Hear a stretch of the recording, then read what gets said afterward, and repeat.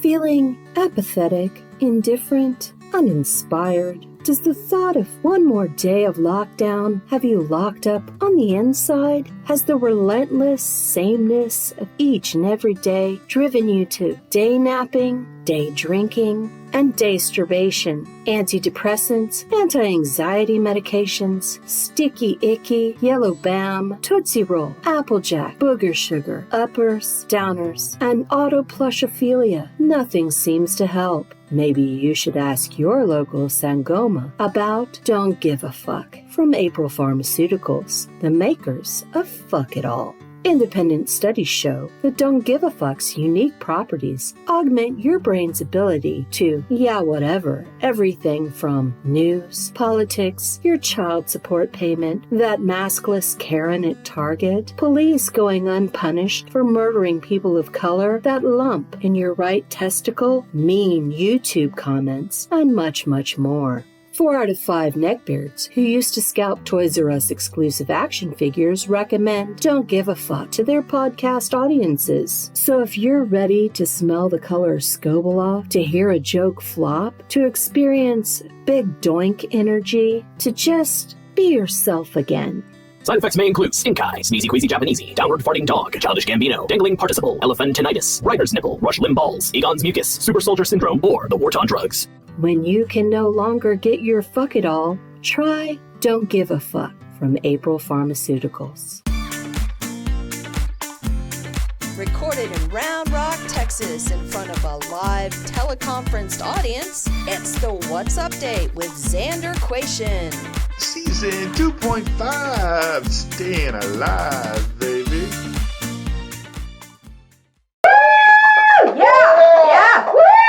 Hey! Welcome to the What's Update. I'm Xander Quation. Let's get started.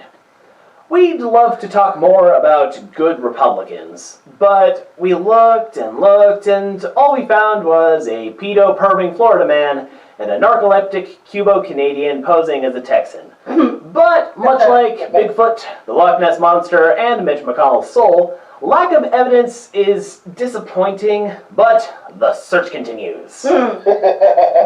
Conversely, President Uncle Joe Biden and VP Kamala Harris have just successfully finished a very productive first 100 days in office. Yeah! Woo!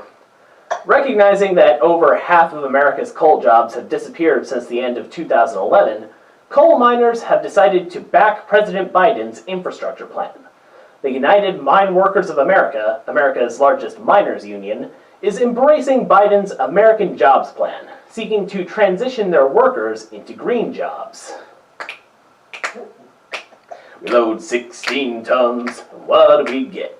Lungs as black as a burnt cigarette. Joe Biden's gonna help us cause the coal job's thin. Gonna get us work building solar and wind. Meow, meow, meow, meow, meow, meow, meow. Yeah! President Biden signed an executive order to raise the minimum wage for government contractors. This will raise the minimum wage to $15 per hour from the current $10.95, which Biden's best buddy Barack signed into effect in 2014. See, kids, be nice when Uncle Joe shows up, and he'll slip you a few bucks. Thanks, Uncle Joe. President Biden is looking to increase taxes on the rich to pay for childcare and education. The new taxes include a near doubling of the capital gains tax for people earning more than $1 million a year, as well as raising the top marginal income tax rate back to 39.6% from 37%. In response, Matt Gaetz asked, do my Venmo receipts mean that I already paid? President Biden is seeking $80 billion to fund IRS operations against high earners and corporations who commit tax evasion. The Biden administration will use the recovered money to pay for its economic programs. It's kind of like Daredevil going after Kingpin's money to fund a school for the blind. Or, more accurately, Adam West Batman over here going after the Penguin to fund an orphanage. President Biden recently recognized the mass killings of Armenians during World War I as genocide. This is largely seen as a willingness to test a strained relationship with Turkey, a longtime regional ally and NATO partner. I guess, unlike the last guy, this American president doesn't pardon every turkey he sees. President Biden is looking to ban menthol cigarettes and flavored cigars. According to civil rights and anti-tobacco groups, menthol cigarettes have been marketed aggressively to black people and are more addictive than regular cigarettes. So, to be clear, people who are black tend to smoke menthol cigarettes, while people who wear all black really miss clove cigarettes. And that's one for my Gen X viewers. Yeah. They assure me this is true. While on the subject of Generation X, they are the frequently ignored generation between the baby boomers and the millennials. Gen X is notable for growing up with a lack of parental supervision due to both parents often working outside the home, leaving Gen Xers accustomed to disaster and equipped with sometimes unhealthy survival skills. Gen Xers have endured the AIDS crisis, the end of the Cold War, the Challenger space shuttle disaster, the crack epidemic of the 80s and 90s, 9/11, the Great Recession, and now COVID-19. So, when a recent study showed that Gen X is the most stressed generation, but also the most prepared to deal with it, they rolled their collective eyes and said, "Yeah? No shit, Sherlock." A recent tweet from the popular Twitter page Strange Facts misrepresented an image of 6 phallic-looking artifacts, with the caption that, quote, "These dildos discovered in Germany are around 28,000 years old. They are thought to be the oldest sex toys ever recovered." They got the date correct, but not the doink, as none of the pictured artifacts were the Hulefels phallus, which is the actual oldest. This stoner boner was found in the Hulefels cave in Germany, and is in fact about 28,000 years old. Wait, world's oldest dildo? That doesn't look anything like Mitch McConnell. The Idaho State Senate approved a bill to hire contractors to kill wolves. The bill, if passed by the House of Representatives and signed by Republican Governor Brad Little, would allow contractors to kill up to 90% of Idaho's wolf population. Seems to me that it would have been easier to thin the expanding native lupus population by just telling the cops that they're black wolves. Oh. A lawmaker in Louisiana proposed a bill that would require public schools and universities to teach the good of slavery when discussing race. Louisiana State Representative Ray Garofalo, a Republican who heads the Louisiana House Education Committee, proposed the bill to ban divisive concepts from classrooms. A 7-7 deadlocked vote means that the bill will not be advanced, but it wasn't killed either. Well, I guess the one good of slavery would be that you can definitely spot a racist when he defends something as shitty as slavery. Word. Yeah. Yep. A Senate bill to combat hate crimes against Asian Americans recently passed with overwhelming bipartisan support. The COVID-19 Hate Crimes Act empowers authorities to more forcefully investigate hate crimes, including those against Asian Americans, such as the shootings that took place in Atlanta earlier this year. The lone no vote came from Senator Josh "It's my white privilege to be here" Hawley. I'm just saying, if I were Josh, I wouldn't order the egg drop soup anytime soon. Just for some safety. Colorado is looking to legalize human composting, which can turn a human body into several pounds of garden soil. The process costs about as much as cremation, uses less energy, and is already legal in Washington state. Wait, hold up. Both of those states have already legalized pot, so why not combine the ventures? Bro, you gotta try this. It's called banana frog piss. It's a 50-50 sativa indica blend grown in the mixture of a skydiver whose parachute didn't open and an anti-vaxxer. It's good, bro. Wait. No, stop that. Wait. Oh my God. Do you know what this means? The Green New Deal is people!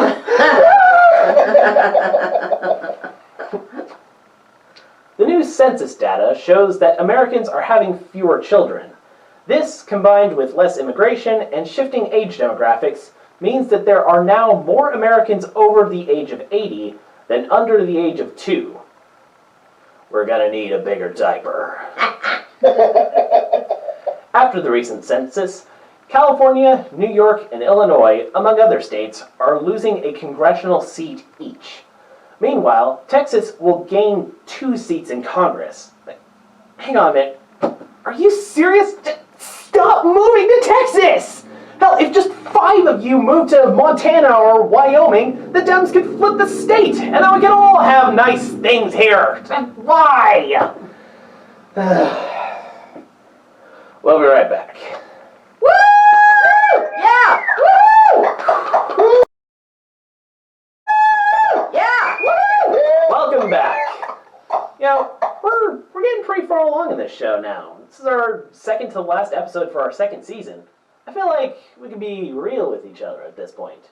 You may be asking yourself, how can a show with so few subscribers and even fewer views be this professional looking?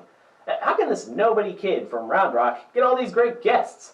Isn't he in college? Aren't college students supposed to be poor? How in the name of GB can he afford such a lavish studio space all on his own? All very good questions. And the answer is quite simple. Judaism, son! Oh, sure. You've heard all the rumors. Jews control the banks. Jews run Hollywood. Jews manipulate the news media. Let's also not forget the clandestine cabal of super-rich Semitic supervillains plotting global domination through the use of remote-controlled orbital space lasers. This covert evil empire is overseen by Facebook's Mark Zuckerberg, Oracle's Larry Ellison, Google co-founder Larry Page, and at the top of the heap, Hungarian-born Uber philanthropist Georga Schwartz, better known to those in the know as the evil and insidious George Soros. As a result, every Jewish person, young and old, collects a sizable monthly payment for keeping the Zionist occupation government a secret from the goys. But after this report, I'm probably not gonna get my May payment. I don't know, there's always June. Now, as we return from that short trip to Crazy Town, it's important to note that there are actual living, breathing people that believe every word of that nonsense to be true. And some of them hold national public office. So here's the thing. Conspiracy theories are detrimental, damaging, sometimes deadly, and more simply, just plain vanilla bad. Conspiracy theories are not a new thing. Since at least the early Middle Ages, hatred and fear of the Jewish people has been a recurring element in recorded history. In medieval Europe, it was commonly believed that Jews poisoned wells. Easter pogroms came from the Catholic Church, teaching the devout that Jews, not the Romans, were responsible for the death of Jesus. And then, there's my personal favorite, blood libel, in which Jews were accused of using the blood of non-Jewish, usually Christian, babies for secret ritualistic purposes. Alright, now stop me if you've heard this one. The United States government is being overrun by a malevolent mob of high-powered, perversely wealthy figures with the intent to root out and abolish Christianity and overturn all forms of civil government. It sounds really familiar, right? Mm-hmm. But did you know that this particular wackadoodle notion was originally floated around in the late 1790s by Jedediah Morse? Morse was the congressional minister in Charleston, Massachusetts, a well-known author of geography textbooks, and the father of telegraph inventor Samuel Morse. The elder Morse garnered national attention 170 years before Fox News and the Republican Party by suggesting that the Bavarian Illuminati was trying to cancel Christianity. Conspiracy theories are as American as the JFK assassination, the faked moon landing, Area 51, and chemtrails. We've heard them all our lives, and probably even have a few favorites. Certain cherished conspiracy theories are even generational. I mean, Elvis sightings, anyone? Mm-hmm. A sensible person may find them amusing and entertaining, but puts no stock in the validity of things that are clearly irrational and easily disprovable upon even minor reflection. And yet, some people believed some of these absurdities enough to incite insurrection against the U.S. government on January 6th, 2021. it's easy to dismiss these people as crazy, unhinged, or merely gullible. But there's a certain pathology that predicts an individual's predisposition to fall prey to even the most outlandish premises. In a study conducted by Université Paris Nature for the Journal of Social Psychology, Associate Professor Anthony Lanchin and his team found that, quote, people who believe in conspiracy theories can feel special in a positive sense, because they may feel that they are more informed than others about important social and political events. Further, they noted that, quote, individual narcissism, or a grandiose idea of the self, is positively related to belief in conspiracy theories.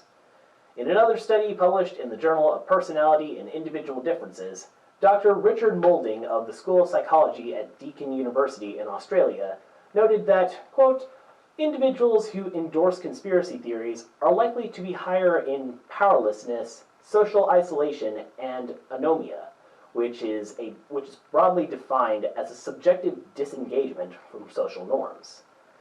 The study concluded that, quote, people who feel powerless may also endorse conspiracy theories, as they also help the individual avoid blame for their predicament.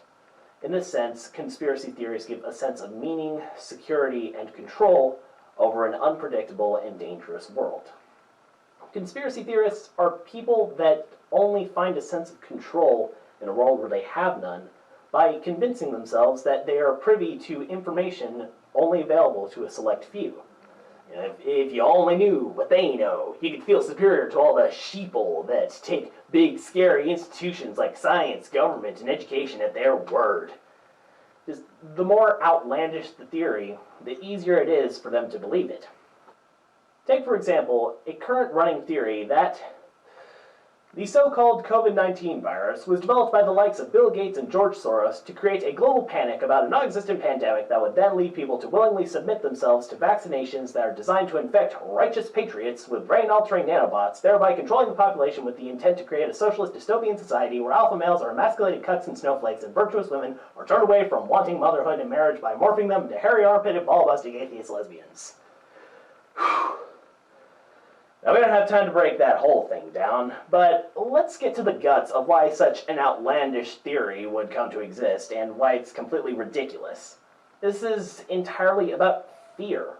This is about a world that is moving on and away from people content to live small-minded lives. This is about fear of the other. This is about fear of technology. This is about fear of losing the vaulted position and all the systemic benefits afforded to primarily Western, white, Christian, heterosexual men. This speaks to a level of powerlessness one could only feel after spending a lifetime benefiting from being born on home base and believing that your home run record is slipping away just because people that don't look like you are finally getting a turn at bat. Even the most insane conspiracy theories afford their true believers a sense of order in a world gone mad. Sure, the world is going to hell in a handbasket, but we knew all along that someday the lizard people would rip off their human masks and reveal their plot for world domination. This isn't paranoia. The galactic overlords really did give Jews space lasers that turned our sons into homosexuals and our daughters into scientists. Because if they took the time to examine the real reason for their misery or pain, they might only be able to blame themselves. Also, Bridget, can you check my Venmo to see if I got my May Jew payment? You didn't. Nuts. We'll be right back.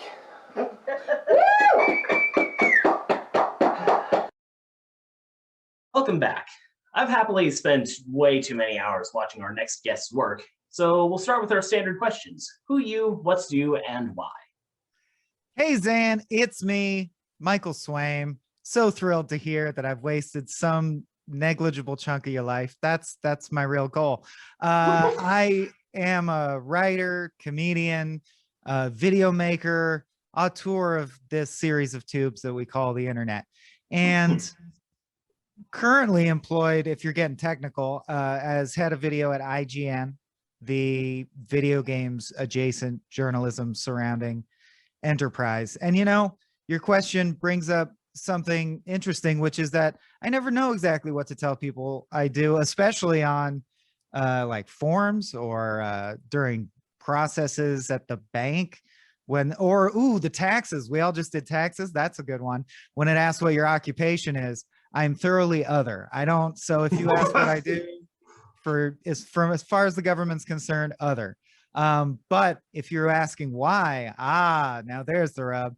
Why do I do what I do? Because I am the kid in the sandbox who would just be over in the corner creating an elaborate lore around little like figurines that I built, and I don't need any other kids to be involved, and it's none of your business, and I'll be happy just making my own little world. I live in my head a lot.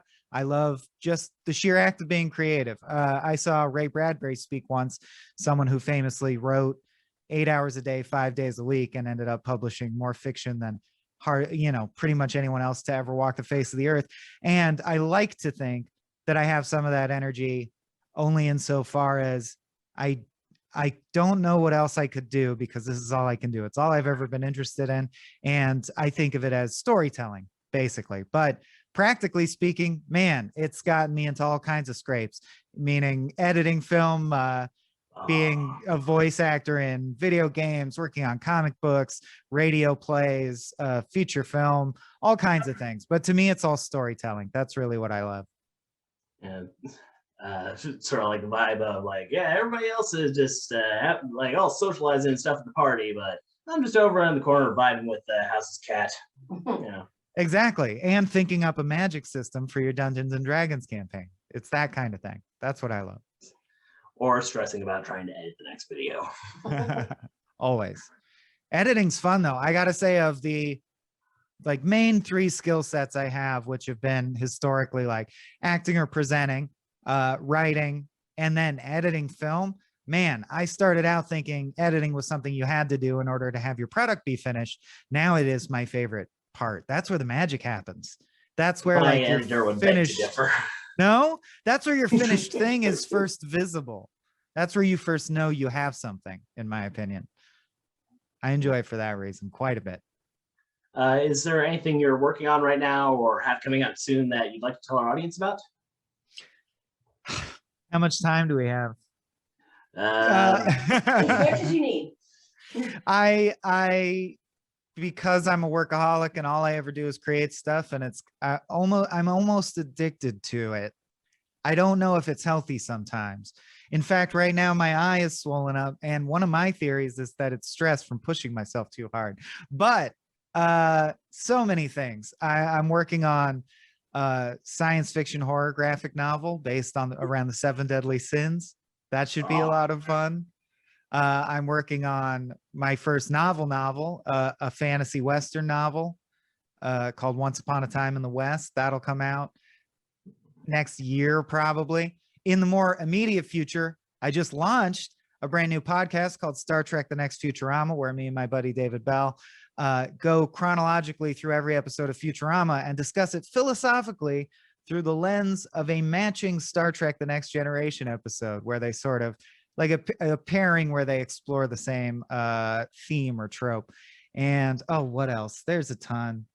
It's pretty awesome. We got a sketch, audio only sketch show, like Kids in the Hall, but if you didn't watch it and just listen, called Beantown. We got another episode of that coming out. You can find everything I'm doing, by the way, over at patreon.com/smallbeans. And you don't even have to join or pay anything, but that's the handiest place to just see everything I'm working on.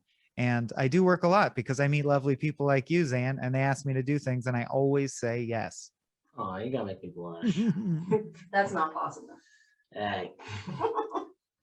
So, could you tell us a little bit more about your channel, Small Beans? How did the channel come about? Honestly, well, no, that's not quite fair. Okay, I guess I can be proud of this. So, I spent the first 10 years of my career at a place called crack.com, which your listeners may be aware of. And that was a whole lot of fun. Got to work with some amazing people, a lot of whom are on to, huge things now. And I couldn't be prouder of all of them. But there was a very dark day in our mutual relationships when a giant corporation came in and bought our little comedy, like our funky, quirky comedy brand, and laid everyone off and turned it into sort of a zombie enterprise. And actually, weirdly, because I am just someone who thrives on change, had quit 3 weeks before everyone got laid off. But regardless, in the same month period, all of us were scattered to the wind and didn't know what we were doing. And you know how it is, and sorry, my dog is going crazy. You know how, if you picked up editor, get that later. Don't worry, we have issues with the cats all the time. We had to Editing's put them in a fun. separate room. You'll love cutting the sound of my dog out of your thing. No, but you know, as it is when there's a group of like 25 creatives who've all worked together that long, everyone immediately launched their own stuff, and in various combinations. And me and my primary writing partner, Abe Epperson, who have worked together my entire life essentially, decided to launch our own, and we called it Small Beans, based on nothing at all. It's really one of those names where I just thought of combinations of words until I found one I kind of liked. I was like, that's cute. Implies growth, the potential for growth. Let's implies the existence of a later on character arc of the super ultra mega bean. Exactly, that's the goal. Excellent. It gives you somewhere to start. Yeah, and I think it's very accessible. There's nothing intimidating about small beans. They don't bother you. All right. That's our vibe. All right. Well, Small Beans has plenty of like high production videos under its name. What's your process for putting together larger scale productions? Honestly, recently, of course, that's been held at bay by the pandemic. So I'm reaching back, say 18 months to when we could actually shoot on location. But generally, either Abe or I, who are sort of the driving engines behind the decision making of Small Beans products, will say, I am dying to make a sketch. It's been too long. We got to make one. And as I said, for better or worse, that really is how we operate. We are here because we genuinely just love making the things. It's the most fun thing to spend our time doing to us. So we do it. It's not for the fame. It's not for the money. It's for the lulz. So one of us will just say, I have an idea for a sketch, or it's been too long. We need to make a sketch.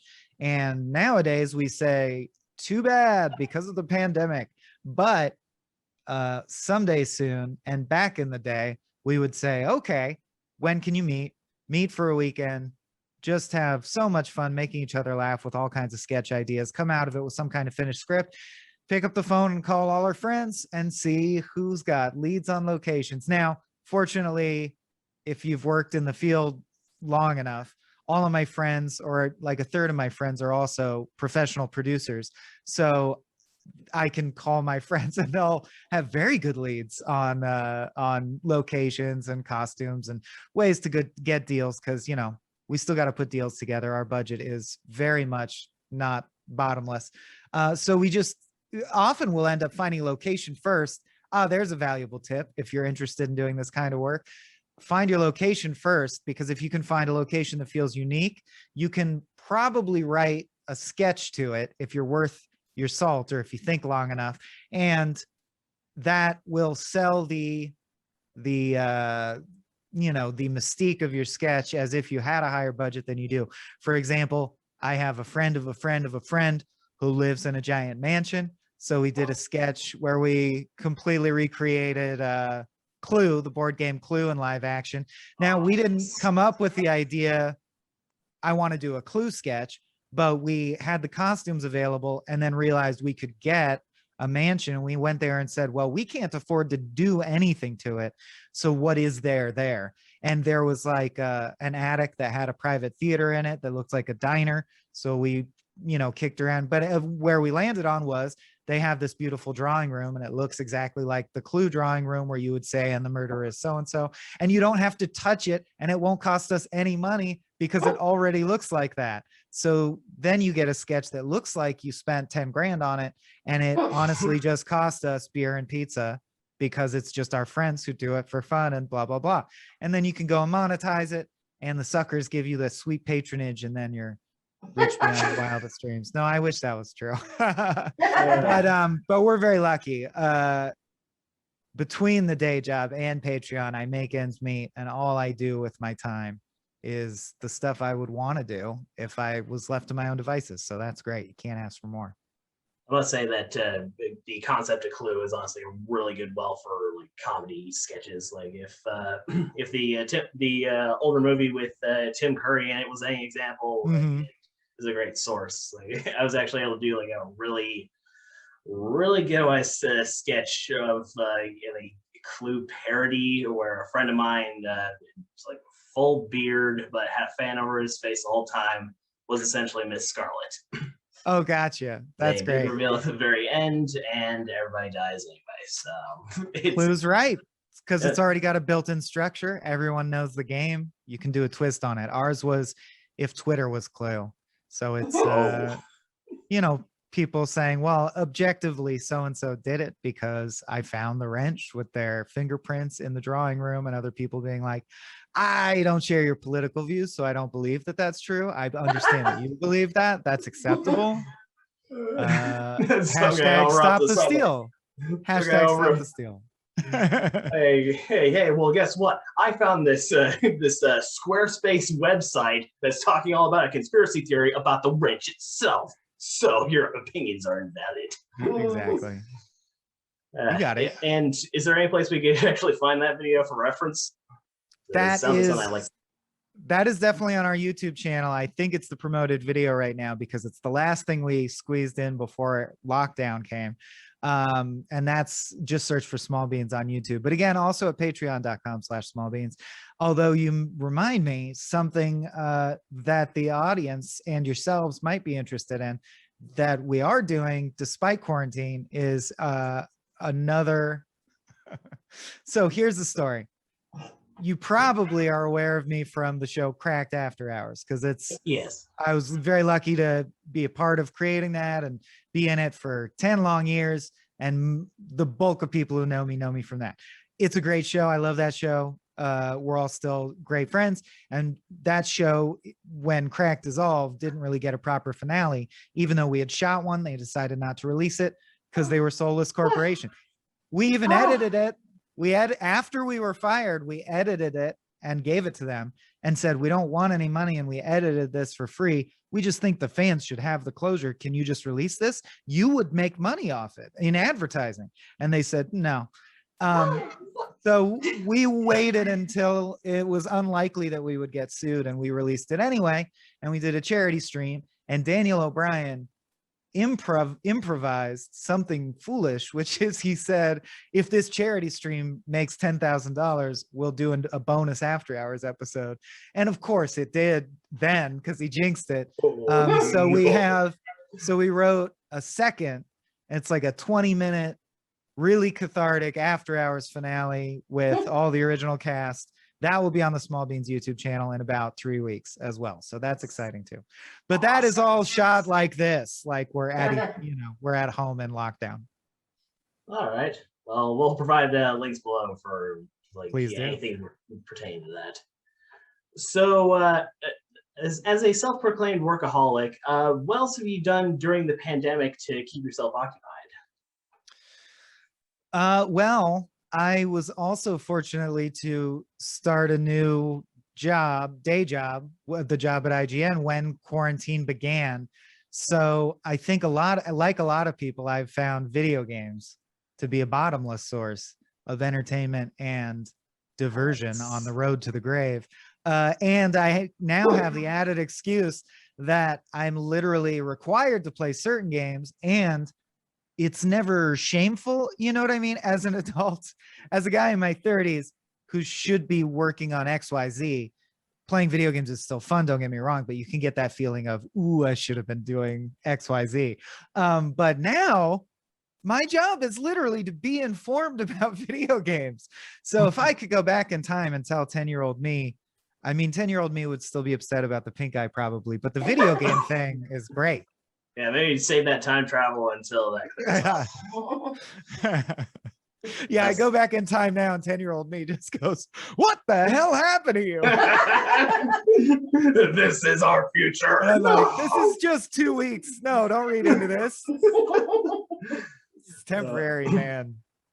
I was like living the dream there. So like on that topic, how did you initially get to the job at IGN? I honestly, on the back of the work I've done at Cracked, I think Cracked Small Beans is starting to shift that balance, but Cracked is almost synonymous with me because the first sketch troupe I ever had, I made in college. Within a year or two, Cracked existed as an organization, and they hired all of us to move to Los Angeles, and I became the head of video there. And I really was given a lot of freedom to do whatever I wanted there with the video department. And all of my friends and collaborators were sort of hired at the same time. We were all hired as a unit.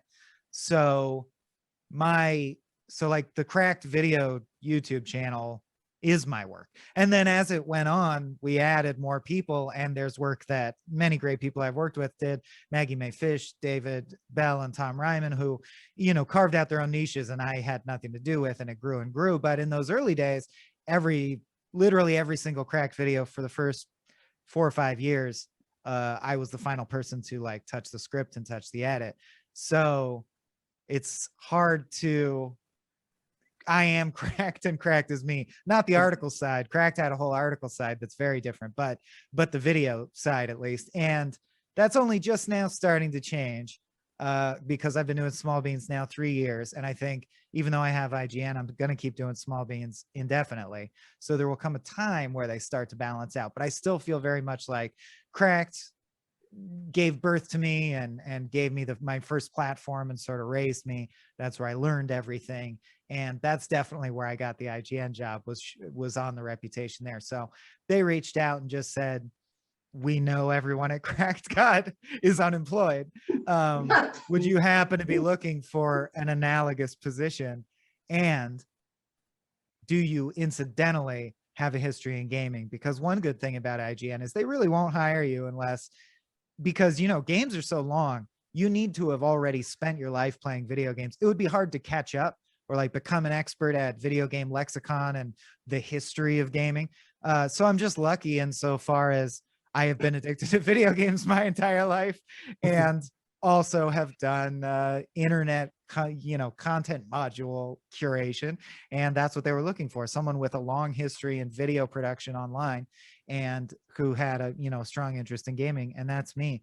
And I gotta say, one of the unique privileges of my life is I got started so early. I first started working at Cracked in 2007.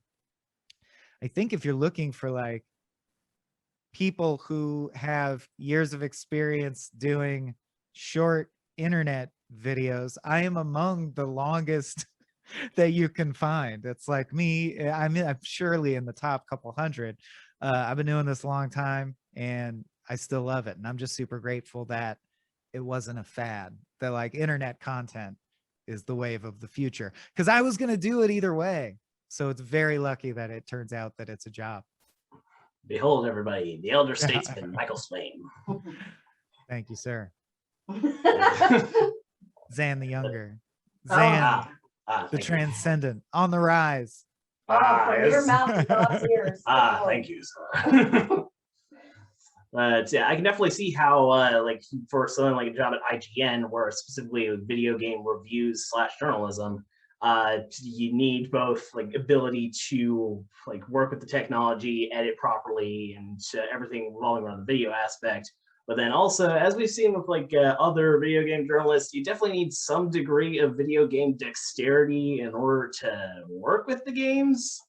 Because I'm sure you've seen the other cases of like the whole Cuphead debacle and like other cases where they like can't get into the video games because they simply don't know how. Bloodborne comes to mind. A game I've spent 40 or 50 hours in, but I haven't beaten. Yeah, that's everyone has areas of expertise. It was actually the same at Cracked. We were all a little too old to have a Pokemon expert. And yet we understood the zeitgeist enough to know that because it was a pop culture centric site, if we're covering the Avengers and we're covering XYZ and we're covering all these things, someone's got to do something about Pokemon. So we would all say not it, and someone would get saddled with the job of researching Pokemon. And you just try to hope that people have enough cross interest that there's that's available. And the crack team only ever got up to about 20 to 30 people, whereas IGN is longer lived than cracked, more globally established. They have a China office and an Australian office and a European office, and we're all in communication, work together. So on the bright side, I found out, which I thought at first I was paranoid. I was like, do I need to know everything about every video game? Because there's whole genres of games that I don't play at all because didn't interest me naturally. I was like, do I need to start going back and playing every WWE 2K game? Because I never played those and I don't really know how they function. And they're like, no. Dale Driver in England is obsessed with those games, so it doesn't matter. So you end up making form stacks and spreadsheets where everyone says like what their interests are, and I've nestled right into my my niche there, which is really, really weird, off the beaten path indie games, like the stuff that would fall through the cracks, which I'm proud to be. I'm the guy who's going to cover Return of Obra Dinn or Disco Elysium or Dropsy the Clown, things like that you may not have heard of right away. Well, all right.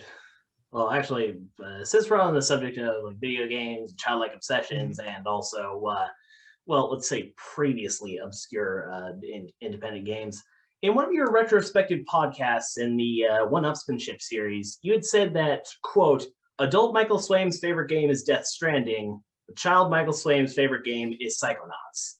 Mm-hmm. Can I start out by asking how Psychonauts is not the favorite for both?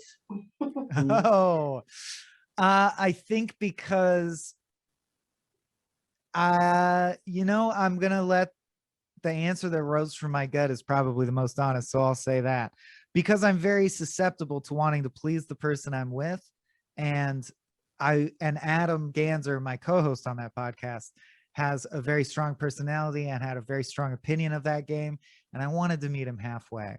I didn't want him to feel like I was blowing Psychonauts out of proportion. Then by the same token, I was really trying to convince him on Death Stranding because I knew I was fighting an uphill battle. So I thought if I bandied about words like favorite and best, I might drag him a few inches towards keep. So it was for the greater good, Zan. The greater good. Because I do think both of the games are phenomenal and deserve more love from, frankly, if you're listening to this and you've heard the podcast, Adam is a grouchy old bear. So, I'm always trying to get him to lavish more love on the games that were favorite from my childhood. So I take it Psychonauts is big for you?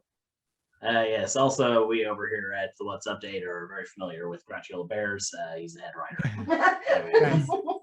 But yeah, I've always liked Psychonauts. Absolutely love it. Okay, I must ask, which level in Psychonauts gave you the most pain, either for like trying to 100% the game or just in basic level? I will go with, now I don't say this because it's the final level. I'll go with the meat circus, but it's not just because it's the final level. I think it gave me the most pain specifically because, and this is the one place where Adam has a point, the long rail grinding section just feels like I was dying repeatedly, not because of my lack of adequacy with the controls, but because the physics was a little clunky. And that's really Adam's only leg to stand on that argument is, yeah, if you play Mario Odyssey and then you immediately play Psychonauts, you can tell that Psychonauts had a lower budget. It doesn't handle as nicely or smoothly as, say, a Mario Odyssey. But I would argue that it shows so much more storytelling chutzpah, and that's what really is my jam. So, of course, that's the one I'm going to go for. What's the story of Mario? It's nonsense. It's like, oh boy, princess is kidnapped again. Now let's introduce this game's gimmick. It's simple, basic, repetitive nonsense, which is, it's fine. Just nonsense is fine, but it's just a recapitulate. There is no story. And that's why I always prefer something like Psychonauts. Death Stranding, I think it came at the perfect time because it was in the midst of pandemic that I actually had my real experience with it. And it's a game about social connection. So, it sort of swept me off my feet in that way. I was like, oh, this is exactly what I need. And I don't play Animal Crossing. So this is that. Yeah. I found that during the pandemic, a lot of more social or story-heavy games tended to break out, such as like Death Stranding, Animal Crossing, Among Us, Among Us, Social yeah. that, or one that I played recently, Ghost of Tsushima. Oh yeah, great game. Phasmophobia also is the one all my friends are into lately. Yes. Now Valheim is the new one. I think so. I haven't seen much on that one. Oh, trust me. I have a morning meeting every day where I learn everything that's happening about video games. Valheim's doing well. So on a more personal note, when in your life did you know that you wanted to be a comedy writer / performer? In college, when they wouldn't cast me in anything, because I initially just wanted to be an actor, and I realized that the grind of auditioning was not for me because I have too thin of a skin. And then when you do get a part, you'll do the part, because I was a theater major, I should say, not a film major, but I wanted to be a stage actor, and rehearsing is so joyful, and I love that sense of community, and acting a scene with someone who's good is really a true pleasure. But it was always frustrating to me that I didn't control what I was saying, and sometimes I thought some of the you'd do a play and I'd be like, that play wasn't that good, I could write a better play than that, I think. And then I would really want a part and get cast in a different part, and I just wanted control. So I just decided with my friend Abe and some other friends, there's this thing that's was relatively new at the time called the internet, and the very, very few sketch troupes on the net that existed at that time, like Derek Comedy and Good Neighbor stuff, and Waverly Films, Poik Pack, the really, really old school internet sketch troupes, definitely inspired us, and we just felt like this is a thing we can get in on the ground floor, and we took a hard turn into comedy. And that was a very conscious choice, because my natural inclination, and I brought that back into my life as I've had time and resources to do so, like with the graphic novel I mentioned, naturally, if you sit me down, I'll write a very dark sci-fi horror story with a twist ending. That's what I trend toward. But I realized that I enjoyed comedy. My brain works with it well, meaning like I was able to decipher why jokes work and don't work very quickly. It seemed to come to me naturally. And after practice, I found out that making a funny joke is it's less like a lightning strike and it's more like a scalpel incision. It's something that once you know how to do it, you can make it happen. And that was a big revelation to realize that comedy was somewhat mathematical. I'm like, oh, you can fabricate the act of making someone laugh, and that's such a joyous thing. I think that just hooked me in. Making people laugh feels so good naturally. It's honestly like kind of similar to writing tragic stories or writing like intense drama, where like you're inflicting a feeling on someone.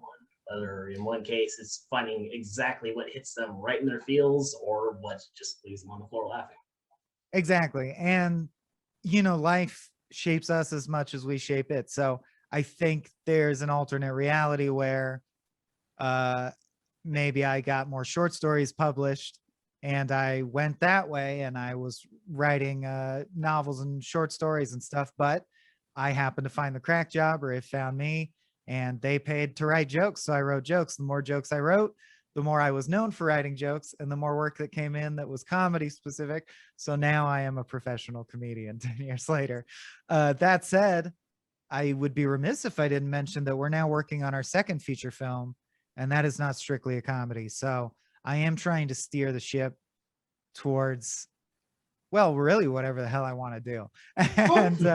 And we want to do, Abe and I are eager to do something that's grounded and with a little more heart, because we're mostly known for setup, punchline, laugh, zany, off the wall comedy. Me especially, I usually play the wacky guy who's going to get drunk and say something inappropriate. And that's fun, but variety is the spice of life. So right now we're working on a feature film that's got a lot more heart. sort of like the tone of Garden State, but a better movie than Garden State. And after that, we'll probably want to get back to zany comedy. You know, you just go back and forth and then you die, and that's the end of the story. Is there anything more you can tell me or the audience about this upcoming project? Yeah, it's we're pretty public about it over on our Patreon where we post all our updates, so I don't mind sharing. It's called The Furry Movie, and it's loosely based on my real childhood, which is my dad is a furry, so watch your mouth. And okay. it's sort of no shame, but just it's sort of a coming of age movie. From my point of view, I won't be in it because now I'm too old, but from young fake actor me that will cast point of view, coming to terms with that. Your dad coming out in the early 2000s as gay and a furry. And of course, that's the twist, is like the way I was raised, at least. And I'm proud to say that society's moving in this direction. My dad, when I was 17, sat me down and was like, so listen, I'm gay. And I'm like, that's so cool. You know, my parents were divorced at this point, so there was no like trauma about it. It was like, good for you. I'm like so glad that you found the truth of yourself or whatever, man. That's great. And I'm a furry. Oh boy, that's a little weirder to explain to my friends. So it does deal with and embrace the fact that being furry is still, to most vanilla normalo people in the world, is to have the reaction I think you just had, which is like, oh, no shame, do whatever you want that doesn't hurt anyone. But I don't get it. It seems weird to me. And so it's the story of coming to terms with, you know, someone you love that much, someone that close to you as your father, being like, I'm 55, by the way, when this happened. I'm 55, and I just realized I like sexual depictions of cartoon animals. And you're like, all right, I guess I'll be supportive and try and wrap my head around that. And it's about that process. And there's a lot of feels in it and a lot of laughs too, if I'm honest. But it's definitely not as wacky as something like After Hours or Agents of Crack, that's for sure. All right. Well, definitely sounds interesting. So, like, will this be a theatrical release, a streaming release, or what are y'all shooting for on this? We're looking to. This is okay. I'll go this step further because you said that you don't have the biggest audience ever, but then we should stop. But it's looking like it'll get a streaming release, but I shouldn't talk about business details that are in the works. And this is the episode that's suddenly going to get millions of views. Suddenly goes viral all over the internet. And my manager's like, we have a contract, damn it. We have a contract. Why are you talking to this? Nobody. Why are you talking to this nobody? And how'd you get so many views? And then, like, I don't know. Like, who would care? And they're like, yeah, Mel Gibson heard and he's pissed for some reason. We don't know why. Mel Gibson's always pissed. True. All right. Going back to like your influences for getting into like a sketch comedy or things like that. Who are your sketch comedy influences? Definitely Monty Python and Kids in the Hall. Obviously. And it's then way to go. Yeah, I think Kids in the Hall still doesn't get the love they deserve. They were with us for a brief time. There's some scuttlebutt that there might be a reunion in the works, but Kids in the Hall to me showed such a lack of self-consciousness and such a bravery in terms of, whereas SNL is doing what I think a lot of websites do, is doing well-crafted sketch around whatever the top hot thing of the day is. Kids in the Hall always felt like they were genuinely pursuing their own unique personality driven interests. You'd be like, that's a Bruce McCullough sketch, and I didn't even like it that much because I like Dave Foley sketches more, but it had character. And I love them. I think Monty Python, with the just sheer mastery of wordplay, can't really be overstated. It's almost, I feel like comedians are scared to say that Monty Python are great because it seems so nerdy and hacky and like, yeah, everyone in high school thinks Monty Python are funny, but that's because They freaking are. It's very, very, very good material. It's like you don't have to go around saying the Beatles music was good. Yes, objectively, it was very good. So more obscure stuff. I mean, not that obscure, but big into Mr. Show with Bob and David, of course, and also a lot of individual sketch troops from the wild days of like early internet. And let's see, I know there's a whole like school of thought that I would be remiss if I didn't mention, which of course is the team that were the golden era Simpsons writers who then went on to leave that show, leave it a husk, and make Futurama. So if you follow the individual writers, most of the good ones left Simpsons right when Futurama was ramping up. So I sort of consider the golden era of Simpsons and then the bulk of Futurama as this one body of work. And I think that is probably the best comedy thing that there is golden era Simpsons / Futurama. And then Arrested Development is the other one, the other crown jewel. Did you ever get into The State? Oh, The State is phenomenal. I definitely did. I mean, at this point, I love, like I am a comedy junkie, and I made it my business to know a lot of comedy. So there's been a point in my life where I probably had a moment with any sketch troupe you can mention. But yeah, The State are great. When we won our Webby, we got to hang out with David Wayne and Ken Marino backstage for a long time. And that was super, super cool. That was a highlight because I think, Wet Hot American Summer is probably my top 3 comedy features, like comedy movies for sure. Just when they walk off a frame and they just stand against the wall, facing the wall. Do you know the scene I'm talking about? Have you seen Wet Hot? Yeah. Yes. All right. Good. Gets me every time. That and Paul Rudd with the just the lunch tray and kicking along like. Oh yeah, the like, salty Paul Rudd kills me every time. Yeah, great stuff. At the very least, them's that the Kids in the Hall and The State made for slightly better looking as women than the Pythons. Yeah, that's true. And I wonder, I am going to assume maybe they get grandfathered in or grandmothered in, as the case may be. I wonder if Kids in the Hall will still do the cross-dressing if they do the reunion. Because I think that's less acceptable now. I don't know. I think they'd still probably do it. I think they'll still probably do it because they kind of have that thing where it's like, this is the troupe and we play literally everyone. So it feels less aggressive than, I don't know. I digress. These interviews are all digressions. Perfect. Yeah. So for a more personal topic of comedy, are you the funniest person in your family? Oh, that's a good question. I think my uncle just barely edges me out. I do have a very funny uncle, but the important thing is I'm funnier than my dad, right? That's what you really want. That'll show the bastard. Because he imparted my love of comedy, but I believe I've surpassed him. Or, comedy has a way of becoming dated. Perhaps someone, perhaps like the younger generation will find me dated and think they're funnier than me, and this is just the way of things. But I think I'm funnier than my job, old man. I think I'm funnier than my dad, but I have a childless uncle who's funnier than me because you know how like a weird uncle can be funny. I wouldn't want to live with him, but he's funny. Well, evidently, then, like surpassing your father in the comedy parts, the father has now become a source of a more dramatic piece for your upcoming short film. Yeah, exactly. He's the fodder. The father has become the fodder. As our head writer has come up with worse puns. So, I had something.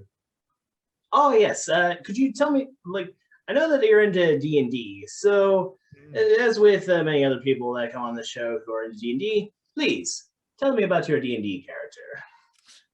Oh well, currently I'm playing a character called His Mercy, who is a Loxodon monk. Which, if you're not familiar with Loxodons, that means he is an elephant person. Oh. So, in a way, I am a furry. Following in your as- father's footsteps. As so many things are, which is something we explore in the movie. You know, so many Disney cartoons and like anthropomorphizing animals actually has a long, proud tradition dating all the way back to the Sphinx and Medusa and so on. But anyway, yeah, I'm an elephant monk. I actually just got my trunk blown off and replaced with a enchanted prosthetic trunk that has like 4 metal pincers, and each pincer is carved with a rune. So like this one can cast Burning Touch once a day, and this one can cast Shock once a day. The DM, frankly, is too generous. I think he's letting us become overpowered, you know? Where it's like, I have so many magical items now, I lose track of them. I hope my DM doesn't hear this. He'll be pissed. But I like a more focused, I like having 3 things to choose from, not 25. Now we're getting into the minutia of D&D preferences. But yes, love D&D. Still have managed to play in quarantine, although I can't wait to play in person again. There's nothing like it. I can definitely relate to having far too many magic items. I've been playing the same character for, what, 10 years now? No, it was you just started it right before your bar mitzvah. So So like about 8 this years, 7 or 8. 7 or 8 years. And You accrue too much, right? You're like this wand of bird call. What is this? When did I get this? It's just like, yeah, I forgot I had this thing that could teleport the boss to an alternate dimension. Boop. Yeah, and the DM's like, I got to be honest, when I added this boss in, I also forgot that. I have no more material written. That's the end of the session. Everybody go home. And that, Yeah. or more likely, my DM will just be like, I have been trying to remind you about that thing for a while. You know, this would be the perfect thing to use for the boss. Oh, that's good. I think our DM sort of overarms us and then forgets to put in enough of an adversary. And we'll be like, oh boy, the pizza's not even here yet. We tore through those orcs, man. We better portal in some bronze dragons or something. So a sizable portion of your content is centered around various aspects of nerd culture. So Absolutely. what's your writing process like for covering this in like video games or in other aspects of nerd culture? Honestly, I love giving this answer because it's true, and it's one of the few times that something true is delightful, which is that I just follow what I'm interested in. Just follow the twinkles. It really is genuine passion for nerd culture, which has just sort of become pop culture, which kind of blends into all culture. Most culture. High fashion is still doesn't overlap with nerd culture much, but most things touch on nerd culture. And something that started out niche when I was very young, you know, just now so happens to be the most popular monetizable thing around, which is superheroes and wizards and space and lasers and stuff. When I was the big 3, androids, aliens, and wizards. Yeah, when I was a kid, that really was like not the main thing that adults did with their time. And as I grew up, it became totally acceptable. It's what most adults care about the most. And so that's just great. It's a good time to be alive. I think it's the golden age of nerd culture, frankly. Yes. Also, I must say, follow the twinkles. Best offhand comment so far this season. And Mal and Good Smith advice. call me Space Elvis. So I think, yeah, they can hit the top. I'm in rarefied company. Yeah. Yeah, definitely. Yes.